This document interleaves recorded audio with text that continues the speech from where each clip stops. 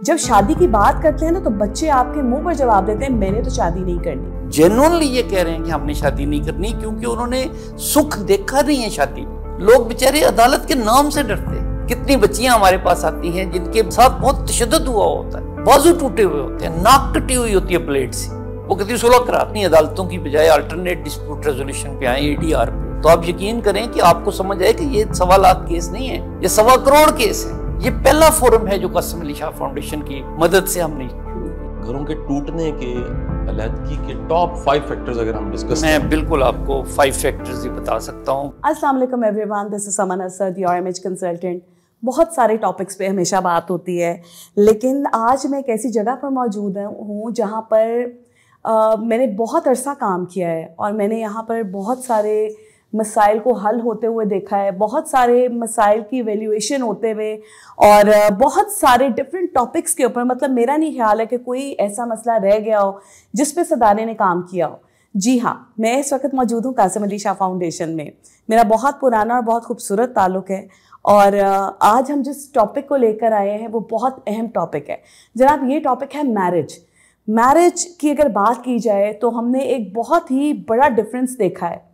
अगर मैं अपनी एज लिमिट की बात करूं तो मेरा ख्याल है कि मैंने अपने दौर में जब शादी के लिमिट को, शादी की एज को लड़के लड़कियां पहुंचते थे तो हम देखते थे कि जब घर वाले इस चीज़ के इजहार करते थे कि अब इस लड़के का या लड़की का शादी के बारे में सोचना चाहिए, तो एक शर्म, एक झुकाव, एक एहसास और एक स्माइल चेहरे पे आती थी। और हम देखते थे कि उस स्माइल के पीछे कहीं ना कहीं उस बच्चे की हाँ होती थी कि now I am getting ready to get married. तो उसमें ये होता था कि हम लोग कहते थे कि अच्छा जी अब शादी के लिए रिश्ता ढूंढना है, और वो एक समा ही और होता था। लेकिन आज की जनरेशन में इतना बड़ा डिफरेंस मैंने देखा। आज आप इन्हीं बच्चों के सामने, आज की जनरेशन के सामने जब शादी की बात करते हैं ना तो बच्चे आपके मुंह पर जवाब देते हैं मैंने तो शादी नहीं करनी। तो ये वाला जो माइंड सेट है, ये इतना डिफरेंस है, ये क्यों आया है? जैसे कि मैंने आपको बताया कि टॉपिक बहुत अहम है, तो डेफिनेटली इस टॉपिक पे बात करने के लिए मेरे साथ 2 अहम शख्सियात मौजूद हैं। जी, मैं कासिम अली शाह फाउंडेशन में चुके मौजूद हूँ। यहाँ पर पिछले 5 साल से एक प्रोजेक्ट चल रहा था जिसका नाम था आओ सुलह करवाएं, और मैंने उसके बहुत सारे पहलू देखे और मैं देखती थी कि बड़े लोगों की इन्होंने सुलह करवाई। कौन कंडक्ट कर रहा था? ये कासिम अली शाह साहब के अंडर यहाँ पर हमारे जो फॉर्मर चीफ जस्टिस अनवारुल हक साहब वो इसको होस्ट कर रहे थे। तो आज इन 2 शख्सियात ने मेरे साथ जो है वो बैठकर इसके ऊपर बात करनी है। हमें मसाइल का भी बताना है, हमें उसके हल का भी बताना है, सॉल्यूशन की तरफ जाएंगे। अस्सलाम वालेकुम भाई, आप दोनों को बहुत बहुत शुक्रिया। मैं समन ऐड करूं कि हम दोनों मिलके कंडक्ट कर रहे हैं आज के प्रोग्राम को। बिल्कुल ऐसे, क्योंकि सर एक ऐसी पर्सनैलिटी है, जैसे साहब के साथ तो मेरी एक बड़ी कुर्बत, मोहब्बत और बड़ा एक रूह का रिलेशन है, और जितना बड़ा ये काम कर रहे हैं इसकी मिसाल पूरे पाकिस्तान में कहीं नहीं मिलती। पाकिस्तान में वाहिद एक ऑफिशियल प्लेटफॉर्म अगर मौजूद है मसालियत का और सुलह का, तो वो इस फाउंडेशन ने उसको शुरू किया, और उसको शुरू करने वाले जस्टिस अनवार साहब हैं। और सर का बड़ा कंट्रीब्यूशन है 5 साल से बग़ैर किसी एक पैनी लिए, सिर्फ अल्लाह के लिए, खुदा खौफी से और एक अल्लाह को राज़ी करने के लिए दिलों को जोड़ रहे हैं, टूटे हुए रिश्तों को जोड़ रहे हैं। और हमारे पास इस वक्त इस प्लेटफॉर्म पे हज़ारों केसेस हैं। मैं चाहूँगा कि आप और मैं मिलके सर से सवाल, बड़े सवाल हैं जो करें। कल परसों में जब हम ये सारा प्लान कर रहे थे प्रोग्राम, तो हमने सर को रिक्वेस्ट की कि सर हमें डाटा चाहिए, इस वक्त पंजाब का डाटा क्या है, इंफॉर्मेशन क्या है, यहीं से बात शुरू करते हैं। मैं सबसे पहले सर आपसे पूछना चाहूँगा कि इस वक्त पंजाब में फैमिली केसेस कितने हैं, और वो जो केसेस हैं उनकी तादाद कितनी है, कितने जो हैं वो डिलीवर हो चुके हैं, कितने मौजूद हैं, और ये क्या रेशो बढ़ रही है या कम हो रही है वक्त के साथ साथ? बहुत शुक्रिया कासिम अली शाह फाउंडेशन का और आपका, और समन आपका ख़ास तौर पे। थैंक यू सर कि आप बड़ी नब्ज़ शनास हैं सोशल इश्यूज़ की। नाइस ऑफ यू, आपने मुझे इनवाइट किया। शाह साहब, ये जो हमारे पास जो डेटा है इसके बारे में पहले एक कौमी गलतफहमी को दूर करना ज़रूरी है। हमारा मुल्क एक ऐसा मुल्क है कि जिसमें हमारे पास जो रिटन फॉर्म में और कोडिफाइड शक्ल में चीज़ें आती हैं वो बहुत कम हैं। अनकोडिफाइड मामलात ज़्यादा हैं। हम ऐसे समाज में रहते हैं जहाँ पे चुप करके एक खावंद अपनी बीवी को तलाक दे के उसके घर भेज देता है, उसका कोई रिकॉर्ड नहीं। वो ना ज़रूरी समझता है उसको रिकॉर्ड करना, ना उसके लिए किसी को पता चलता है। हमारे पास जो रिकॉर्डेड केसेस होते हैं वो सिर्फ वो हैं जिसमें एक बच्ची ने या एक आदमी ने अदालत में वकील मुकर्रर करके केस फाइल किया, ठीक है, या यूनियन काउंसिल में जाके रिटन एप्लीकेशन दे के उसको रजिस्टर किया है। हम यहाँ पे 14-15 करोड़ लोगों के सूबे में बैठे हैं और इस वक्त अदालतों में भी आज की डेट में तकरीबन 1.25 लाख केस पेंडिंग हैं हमारे मैट्रिमोनियल डिस्प्यूट के। तो ये जो इतनी ज़्यादा तादाद है केसेस की, ये ज़ाहिर करती है कि इससे हट के जो अनरिटन मामलात हैं वो कितने होंगे। इसीलिए हमारा जो एक अदरवाइज डेटा एनालिसिस है और एक ऑब्जर्वेशन है वो ये है कि दुनिया में तलाक की जो शरह है सबसे ज़्यादा शायद पाकिस्तान में है। लोग हैरान होते हैं मुझे ये सुन के, जब मैं कहता हूँ, वो कहते हैं यूरोप में बहुत है, और मैं कहता हूँ यूरोप में इसलिए आपको ज़्यादा लगती है कि वहाँ हर तलाक रजिस्टर हो जाती है, वहाँ हर बात जो है वो रिटन फॉर्म में है। हमारे तो गली मोहल्लों में आपको बेशुमार बच्चियां मिलेंगी जिनकी तलाक हुई, किसी को पता ही नहीं चला। हम तो इस बात को छुपाने वाले लोग हैं, हम कोशिश करते हैं कि हमारे इस मामले का किसी को पता ना चले। बिल्कुल ऐसे ही। मेरे पास अदालत में जो बच्चियां खास तौर पे आती थी कोर्ट में, जब मेरा इतना लंबा टाइम गुजरा, तो उन बेचारियों का सबसे बड़ा मसला होता था किसी को पता ना चले कि मैं अदालत में आई। अल्लाह, सही। वो जो बच्चियां बहुत ज़्यादा पर्दा अब्जर्विंग नहीं होती, वो भी बहुत अपने आप को ढांप के आती थी, किसी को पता ना चले। फिर एक बच्ची ने ऐसी बात की आके कोर्ट में कि जिसने कहा जी कि मैं तो बड़ी मुश्किल से दफ्तर से छुट्टी लेके आई हूँ, मैं किसी को बता भी नहीं सकती, और वो रीज़न बतानी पड़ती है छुट्टी क्यों ली है। तो उसके बाद फिर मैंने पहली दफ़ा पाकिस्तान में एक शाम की अदालत लगा दी थी कि लोग शाम को आएँ जब कचहरी में कोई बंदा ना हो, ठीक है, वो एक जैसे लोग ही हों, सिर्फ वही बच्चियाँ हों, वही लोग हों जिनके इस तरह के मामलात। तो तब हमें पता चला कि कितना ज़्यादा हमारे अंदर ये एक लावा उबल रहा है। शादी का इंस्टीट्यूशन बेशुमार सोशल रीजंस हैं, उसके लिए आपको अलहदा से एक प्रोग्राम करना पड़ेगा, ये फेल हो गया है। आप कहती हैं कि बच्चे जो हैं वो कहते हैं शादी नहीं करनी, बच्चे जेन्युइनली ये कह रहे हैं कि हमने शादी नहीं करनी क्योंकि उन्होंने सुख देखा नहीं है शादी में, उन्होंने माँ बाप को शाउट करते देखा है। बिल्कुल। मेरे पास आने वाले 100% कपल्स को जब मैं पूछता हूँ कि जब आप लड़ते हो और गालम गलोच होती है, शाउटिंग होती है, तो आपको बुरा लगता नहीं है कि आपके बच्चे सुन रहे हैं? सारे कहते हैं बुरा लगता है। सही। मैं कहता हूँ आपके बुजुर्ग पेरेंट्स हैं, उनका आवाज़ जाती है आपकी। सही। आपको बुरा लगता है कि बहुत बुरा लगता है, लेकिन वो चीज़ अपने बस में नहीं रहती ना। तो ये जो बस में नहीं रहती, ये वो मामला है जिस पे हमारा ध्यान ही नहीं जा रहा। इसका मतलब है कि वो जो ह्यूमन के और जानवर का फर्क है, ब्रेक लगाने वाला, जानवर ब्रेक नहीं लगाता, ऐसे ही जानवर सिर्फ खौफ से ब्रेक लगाता है, इंसान ब्रेक ही नहीं लगाता, हम टकरा जाते हैं। आप देखें दरिया चल रहा है, उसके रास्ते में पहाड़ आता है, वो साइड से गुजर जाता है। आप दरख्त देखें, कई पुराने मोहल्लों में आपको दरख्त मकानों में से निकलते हुए नजर आते हैं, परनालों में से निकलते हुए पौधे नजर आते हैं। अपना रास्ता बनाती है नेचर, सिर्फ इंसान जो है वह टकरा जाता है, और वो बस अपनी अना की वजह से करता है। और ये जो अनापरस्ती है और ये जो हमारा घरों का एनवायरनमेंट है, बिल्कुल, जो हमने खुद टॉक्सिक किया हुआ है, बिल्कुल, फिर अपने बच्चों को ये कहना। अब हमारे पास वो केस आ रहे हैं, अब प्री मैरिज काउंसलिंग का कासिम अली शाह साहब ने पॉइंट आउट किया जब कि ये होना चाहिए कि हमारे पास ये रोते हुए आए तलाक़ें लेके, तो बेहतर नहीं कि हम इनको जाके एजुकेट करें, बिल्कुल, कि शादियाँ भले तरीके से करो। तो प्री मैरिज काउंसलिंग में जो हमारे सामने चीज़ें आ रही हैं वो बहुत ही खौफनाक हैं कि वो जब बच्चियों से बात करते वो कहते हैं जी लड़ाई तो होनी है ना जी, क्योंकि उन्होंने देखा ही ये है, उनका नॉर्मल ये है कि बाप ने पानी भी मांगना है तो गुस्से में मांगना है, माँ ने कोई मुतालबा मंजूर कराना है तो झगड़ा करके कराना है।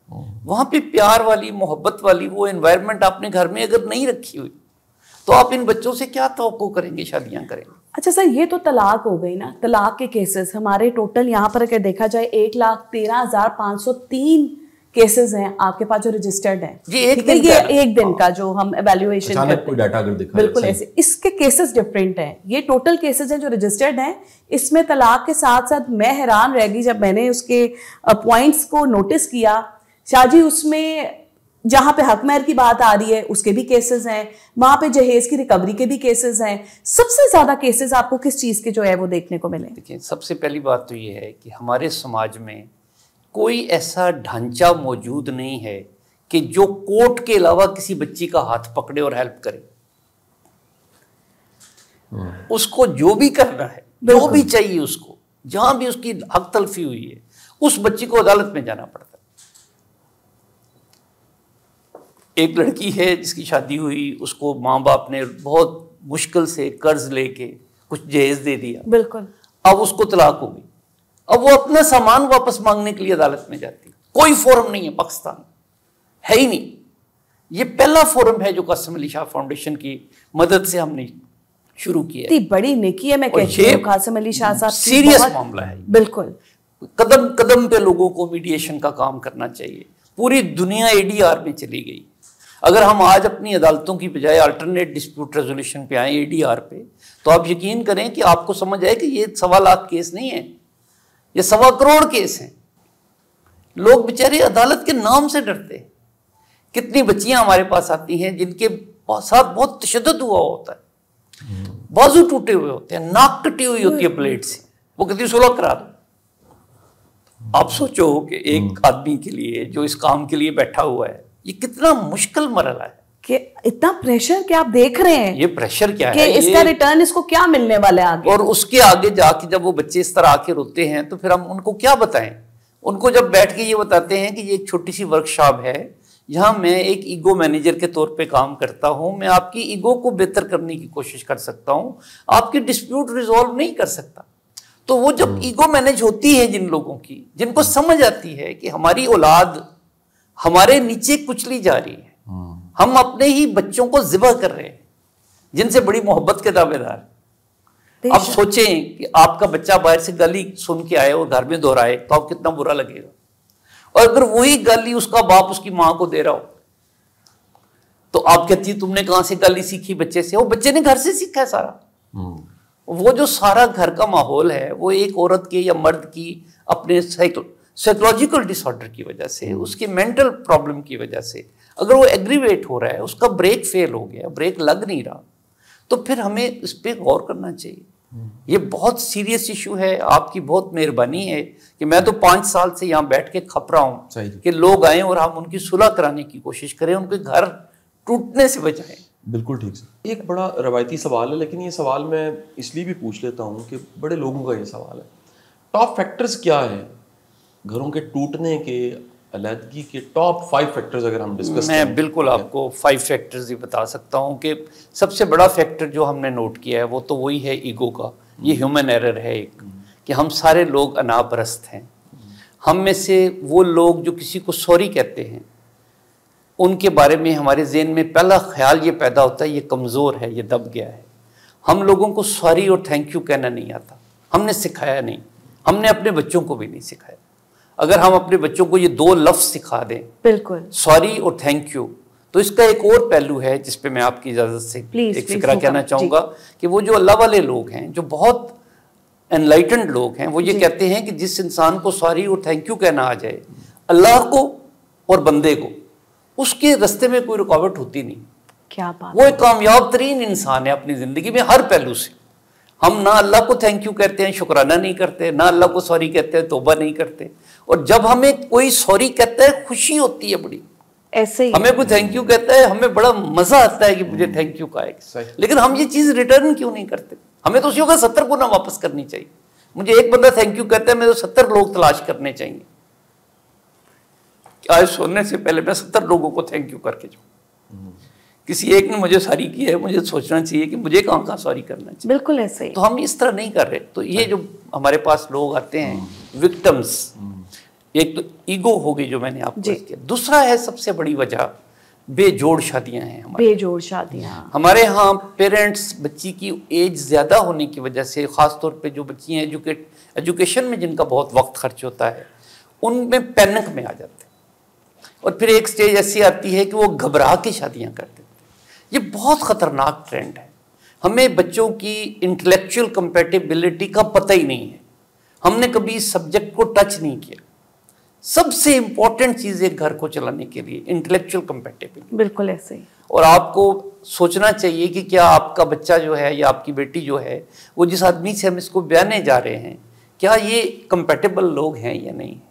अगर आपको नज़र आता है कंपैटिबल नहीं है, तो फिर शादी करने का क्या मतलब है? क्या आप उस तलाक क्योंकि वाले दिन रिजल्ट का तो फिर इंतजार आपको करें? नजर आ रहा है कि इसके आगे तो फिर यही और वो होगा। फिर जो 2 मासूम बच्चे 2-4 पैदा कर लेंगे और उसके बाद जब उनका डिजास्टर होगा तो फिर हम क्या करेंगे? फिर मुआशरा और समाज तो सारा रोएगा इसमें। बिल्कुल सही। तीसरी सर वजह क्या है सर? जी, तीसरी वजह जो है इसकी अभी जो बहुत ज्यादा डेवलप हो रहा है वो इकोनॉमिक रीजन है। इन अ वे इकोनॉमिक रीजन इस वजह से कि हर बच्ची की ये ख्वाहिश है कि वो घर में जिसमें जाए उसको थोड़ी सी इंडिपेंडेंस मिले, बिल्कुल नेचुरल ख्वाहिश है। अब बच्चियां मेरे पास आती हैं जो बहुत समझदार, जो गुस्से में आती हैं, गुस्सा मैं कम करता हूँ उनका, वो लेवल पे जब उनका गुस्सा आता है एक सतह पे ठंडा होता है उनका गुस्सा, तो फिर मैं उनसे पूछता हूँ तो वो कहती हैं जी चलें, अगर ये मुझे अलहदा घर नहीं लेके दे सकते तो मेरा किचन तो अलहदा कर दें। इस वक्त मैं आपको जिम्मेदारी से बता रहा हूँ कि ग्रेड 17 का एक आदमी पाकिस्तान में एक घर में 2 किचन अफोर्ड नहीं करता। ऐसे ही है, फ्रैंकली बताते हैं, बिल्कुल सही। वो कहते हैं जी मेरी बीवी खाना पकाए या मेरी माँ खाना पकाए, सारे खा सकते हैं, वो चल सकता है, मैं चला लूँगा, लेकिन 2 किचन नहीं मैं अफोर्ड कर सकता। इकोनॉमिक रीजंस हैं। हमें घर में अपनी बीवियों को काम पे लगाने का रुझान ही नहीं है। ये कैसे हो सकता है कि एक बच्ची एमफिल करके आपके घर में आई हुई, MBBS करके आई हुई, और आप उसको काम ही नहीं करने दे रहे, और फिर आपको ये भी प्रॉब्लम है कि हमारी इकोनॉमिक कंडीशन इतनी ज़्यादा अच्छी नहीं। तो ये जो एक वजह है कि हमें अपने इकोनॉमिक्स को ठीक करना है घर की, ये एक अहम पहलू है घरेलू ज़िंदगी को बेहतर बनाने के लिए, और उसके लिए घर के जो अफराद काम कर सकते हैं उनको काम करना चाहिए। बिल्कुल ऐसे ही। घरों के टूटने में एक अगला मामला इससे भी सेंसिटिव है, चौथी वजह जो आप लोगों को हैरान कर सकती है बहुत, वो है घरों में बेवा माएँ और मुतलका बहनें, इनका जो अदम तहफ़्फ़ुज़ है, इनको मैंने 100% पाया है कि ये घरों में प्रॉब्लम पैदा करता है। उसमें किसी का कसूर नहीं है, ठीक है, बदनीति नहीं है किसी, ठीक है, नेचुरल है, ठीक है। वो जो इनसिक्योरिटी माँ में आती है कि मेरा खामन चला गया है, अब इस बेटे पे मेरा तकिया है, अब क्या होगा मेरा, और वहां पे जाके बहू का एटीट्यूड इस तरह का कि उसे लगे कि ये तो मेरे बेटे को ले जाएगी, तो ये प्रॉब्लम। फिर जो मुतलका बहनें या बेवा बहनें घर आ जाती, अपने बच्चों को लेके आ जाती, उन बेचारियों का भी कोई और ठिकाना होता ही नहीं। एम्पावरमेंट हमारे समाज में है नहीं, बिल्कुल। कोई मुझे NGO नहीं मिलती जो मुझे कहे कि आप ऐसी औरतों को हमारे पास भेज दो जो डिवोर्स जिनको मिलनी चाहिए, जिनको मैं रिकमेंड करता हूँ। 15-20 केस हैं जो फाउंडेशन में बैठ के हमने कहा तलाक ले लो आप। ये शादी जो है ये टॉक्सिक है। बिल्कुल। देखिए हम लोग अपनी बेटियों की शादी इसलिए तो नहीं करते कि उनको दुखों में धकेल दे। बिल्कुल। शादी का मतलब है खुशी, शादी का और कोई मतलब नहीं है सिवाय खुशी। लेकिन हम वो बदनसीब माशरे में रह रहे हैं लोग जिनको खुशी का मतलब ही नहीं पता। हम प्लेयर को भी खुशी कहते हैं, टेम्परेरी चीज़ को। एक फिल्म देखना है, प्लेयर है, उसको हम उस वक्त खुश हो जाते हैं, हम कहते हैं खुशी मिली है मुझे। खुशी है ही नहीं है, बिल्कुल प्लेयर है। खुशी तो वो है जो आपके घर में पैदा होती है, जो आपके अंदर पैदा होती है, फूटती है अंदर, बेशक। तो वो एक अच्छी फैमिली से पैदा होती है। आपके चेहरे पे रौनमा हो जाती है, वो खुशी जाहिर होना शुरू हो जाती है, तो आपको मिलती है अंदर से। अच्छा सर, एक और बहुत इंपॉर्टेंट चीज़ मेरे जहन में आ रही है। बहुत सारे घरों में देखा गया कि शादी तो आप बेटी की कर देते हो और वो ससुराल में चली जाती है, लेकिन कहीं ना कहीं उसके पेरेंट्स उसको पीछे से लीड कर रहे होते हैं, उसको गाइड कर रहे होते हैं। एक तरफ हम कहते हैं कि हमारी बेटी रुखसत हो गई, उसको अब घर में जो है ना वो लेवल मिले जहाँ पे वो अच्छे तरीके से रह सके, अपनी ज़िंदगी को एंजॉय कर सके। अब कुछ जिम्मेदारियां हर लड़की को घर में जाके उठानी पड़ती हैं। किचन में काम करना, चलो अपनी चॉइस से ही करना, ज़रूरी नहीं है कि आपको हर वक्त ही किचन में काम करना हो, लेकिन उसको जो पीछे से फीडबैक मिल रहा होता है। कितने घरों की खराबी और तलाकों की वजूहात रही हैं, ये उनके मायके वालों की इंटरफेरेंस या ससुराल वालों की देखा जाए तो वो लड़के को बहुत ज़्यादा फीड कर रहे होते हैं, मतलब उनकी इंटरफेरेंस। तो इस तरह के भी केसेस कोई देखने को मिले आपको? जी, मैं पहले तो इसमें एक गलतफहमी का इजाला करना चाहता हूँ कि ये जो हम कहते हैं कि किसी की थर्ड पार्टी की इंटरफेरेंस से प्रॉब्लम हुई है, ठीक है, ये मैं इसको बहुत ज़्यादा जेन्युइन वजह नहीं समझता। बिल्कुल सही, क्योंकि हम लोग तो अपने माँ बाप की भी नहीं सुनते। बिल्कुल सही, ये है ना, माँ बाप को पूछें तो ये शिकायत करेंगे आपसे, बिल्कुल, कि बच्चे तो हमारी सुनते नहीं। तो वो कौन है जो उनको भड़का रहा है? हम जहाँ एक दूसरे को ये ब्लेम गेम जो है, ये बहुत चूंकि एक आसान तरीका है। जब कोई डिजास्टर होता है तो हमें कोई ना कोई रीजंस चाहिए, बिल्कुल, वजूहात। एक ये वजह भी हमने रखी, ठीक है। लेकिन ये जो पेरेंट्स की इंटरफेरेंस है, इसका एक दूसरा पहलू है। मैं हर वो सुनने वाला और आप जो इम्तिहान देते हैं ज़िंदगी में, कोई एनुअल एग्जामिनेशन में से गुजरते हैं, उन्हें मैं इसकी मिसाल ये दे सकता हूँ कि हमें पेपर हल करके वापस करके मुम्तहिन को रास्ते में सारे सवालों का जवाब याद आ जाता है। हम अपने बच्चों को जब शादी करते हैं उससे पहले जो तैयारी है, उस वक्त हमें कुछ पता नहीं होता हमने इन बच्चों की ट्रेनिंग करनी। माओ को ये मॉडल बनना पड़ता है ना कि ये बाप तेरे के साथ झगड़ा हो गया, अभी मैं सुलह करती हूँ, देखो सुलह हो गई हमारी। बिल्कुल ऐसे ही। अब हम क्या कर रहे हैं कि हम बंद कमरों में बैठ के लड़ाई कर रहे हैं, बंद कमरों में बैठ के सुलह कर रहे हैं, बच्चों को पता ना चले। बच्चे बेचारे समझते हैं कि शायद ये लड़ाई बड़ी कोई खास बात है, हमारे घर में हो रही है, ये कोई यूनिक काम वो उस सस्पेंस में ही डिस्टर्ब हो जाते हैं कि पता नहीं अंदर क्या बात समझ नहीं आती। लेकिन अगर आप दो बंदे आपस में तकरार करें और उसके बाद आपस में सुलह कर लें, हंसी मजाक शुरू कर दें, गपशप लगानी शुरू कर दें, तो वो सुनने वालों के लिए वो कोई इंसिडेंट नहीं होगा सिरे से, वो भूल जाएंगे। बिल्कुल सही जी। लेकिन हम अपने बच्चों के सामने लड़ते तो हैं, 10-10 दिन चुप करके बैठ जाते हैं। सही जी। मियाँ बीवी एक दूसरे पे शाउट तो करते हैं, बात भी नहीं करते, चुप कर जाते हैं। सही। चुप करना शाउट करने से ज्यादा खतरनाक है। बिल्कुल। साइकोलॉजिस्ट ये कहते हैं चुप नहीं करना। बिल्कुल सही। जो चुप कर गया वो मारा गया। मेरे पास जो केस आते हैं, जो बच्चे नहीं बोलते बीवी के साथ, जो बीवियां खावन को जवाब नहीं दे पाती, उनका सिर्फ तलाक होती है।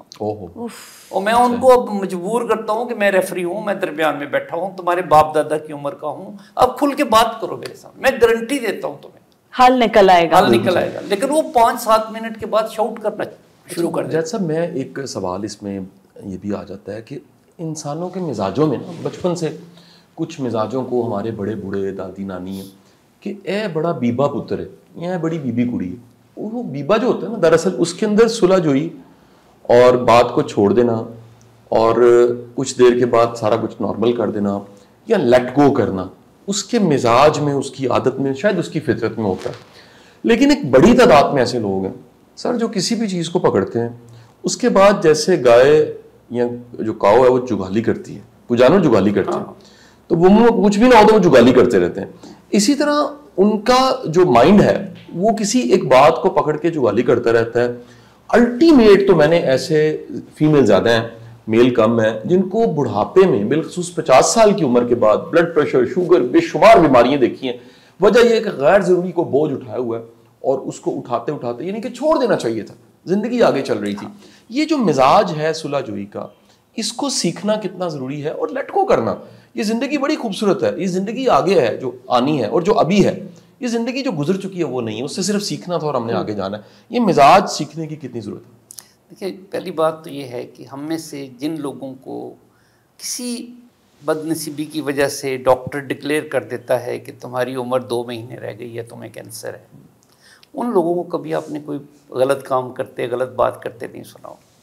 हम मुहतात हो जाते हैं, हालांकि 2 महीने की कोई गारंटी नहीं है, 2 लम्हे की भी नहीं। बिल्कुल ऐसे। हमें क्यों नहीं यकीन आता कि ये एक आर्जी जिंदगी है, हम यहाँ से गुजर रहे हैं, हम सब लोगों ने यहाँ से चले जाना है, किसी वक्त यहाँ नहीं रहना। हमारे बाप दादा नहीं रहे, लड़ने वाले भी नहीं रहे, सुलह वाले भी नहीं रहे, हमने भी गुजरना है यहाँ से। तो एक दूसरे का हाथ पकड़ के गुजरे, एक दूसरे के साथ मोहब्बत से गुजरे, वो हम नहीं कर रहे। पहली बात तो ये है कि वो हमें करना तो यही चाहिए कि जिंदगी को आर्जी समझना चाहिए। और फिर जो मैं बार बार इंसिस्ट करता हूँ, जानबूझ के करता हूँ ताकि लोगों को समझ आए कि ईगो ही सबसे बड़ा हमारा प्रॉब्लम है। मेरा चूंकि खास शोबा है ये ईगो मैनेजमेंट का, जी जी। तो मैं समझता हूँ कि ईगो अगर आपकी ठीक हो जाए, आपको समझ आ जाए कि आप आर्जी हैं, तो बस ठीक है, फिर आप जा सकते हैं आगे जिंदगी को लेकर। मैं सर आपका शुक्रिया अदा करता हूँ कि हमने ये एक ऐसा मौजू है जिसपे समन सर के साथ बड़ी दफ़ा बात की और हर दफ़ा एक नई बात होती है। बिल्कुल। आपका बहुत बहुत शुक्रिया जी। और मेरी दुआएं हैं, ये जो विंग है, आस्क विंग, जो खैर का काम कर रहा है, ये हमेशा आपका लगाया हुआ पौधा है। अल्लाह, आप इसको बड़ी थोड़ी कोशिश है, सारा कुछ ही आपने किया सर। मैं तो सारा क्रेडिट आपको जाता है। ये भी बताता चलूँ, सुनने वालों को शायद पता हो कि सर की मेरी दोस्ती जुडिशल अकेडमी में हुई। मैं क्योंकि जजेस को पढ़ा रहा था, तो एक दफ़ा एक बोर्ड मीटिंग थी, उसमें सर के साथ मेरी मुलाकात हुई। फिर वो ऐसी मुलाकात हुई कि हमारी वो दोस्ती बन गई। और मुझे नहीं खबर थी कि आने वाले दिनों में कितना खैर का सिलसिला जारी होगा और इतने हज़ारों लोग इससे मुस्तफ़ीद होंगे। हमारी जो पहचान है, समझ में आपको बताता चाहूँ, वो आस्क विंग जो है वो हमारी पहचान है। इस वक्त सुलह का जो विंग है, सर एक इंटरनेशनल कॉन्फ्रेंस में गए, वहां भी इसको कोट किया गया, उस इंटरनेशनल कॉन्फ्रेंस में कोट किया गया। जबरदस्त। और बड़े लोग मुझे मिलते हैं, मैं क्योंकि जुडिशरी के साथ गाहे बगाहे कहीं ना कहीं राब्ता वास्ता रहता है। कल भी किताब की तकरीब रुनुमाई थी, एक जज साहब के दोस्त थे, हर कोई ये पूछता है कि यार ये जो सुलह वाला काम है कैसा जा रहा है, ये बड़ा खैर का काम है जो कर रहे हैं। और सर बाकायदा मैं सुनने वालों को बताते हूँ, सर सिखाते भी हैं। ये ईगो मैनेजमेंट एक क्लासरूम सब्जेक्ट भी है, इसको सिखाया भी जाता है फाउंडेशन में, सर के सेशन यूनिवर्सिटीज़ में, इदारों में भी होते रहते हैं। समन, आप कुछ क्लोजिंग पे कहना चाहेंगे तो ज़रूर कहिए। सबसे पहले तो मैं आपका बहुत शुक्रिया अदा करना चाहूँगी, क्योंकि ये वो टॉपिक है जैसे कि हमने शाजी शुरू में बात की थी कि ये तो रजिस्टर्ड हमारे पास केसेस हैं, अभी बहुत सारे तो घर में जो लड़ाइयाँ और जो मसाइल दरपेश हैं, बच्चों का खास ख्याल रखें। मुझे लगता है बच्चों का बहुत ख्याल रखें। आपका बहुत शुक्रिया सर, आपने हमें टाइम दिया है, और इंशाल्लाह हम डिफरेंट टॉपिक्स के ऊपर इसको लेके जैसे ही हमें मौका मिलता है हम इसके ऊपर ज़रूर बात करेंगे। बहुत शुक्रिया आप सबका।